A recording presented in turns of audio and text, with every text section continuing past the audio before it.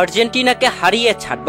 দর্শক, আর্জেন্টিনার বিপক্ষে প্রীতি ম্যাচে মাঠে নামার ঠিক আগ মুহূর্তে মেসিদেরকে কঠিন হুমকি দিয়ে একই বলল ইকুয়েডরের প্রধান কোচ ফেলিক্স সানচেজ। দর্শক, দীর্ঘদিন পরে আর্জেন্টিনা মাঠে নামতে যাচ্ছে।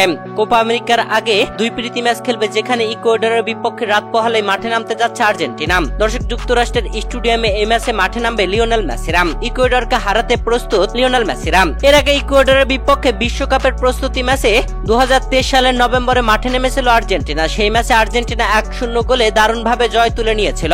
তবে এবার সেই হারের প্রতিশোধ নিতে চায় ইকুয়েডর, যেখানে এই ম্যাচে মাঠে নামার আগে সংবাদ সম্মেলনে আসেন ইকুয়েডরের প্রধান কোচ ফেলিক্স সানচেজ। এখানে তিনি আর্জেন্টিনাকে হারানোর পরিকল্পনার কথা জানিয়েছেন। তিনি বলেন, মেসিরা বিশ্ব সেরা খেলোয়াড়, তারা বিশ্বকাপ জিতেছে। তাদের বিপক্ষে মাঠে নামার আগে যে কোনো দলকেই পরিকল্পনা সাজাতে হয়। মেসি একজন জাদুকরী মানুষ, তার বিপক্ষে খেলতে গেলে যে কোনো দলকে হুঁশিয়ার থাকতে হয়। আমরা সেই অনুযায়ী পরিকল্পনা করেছি।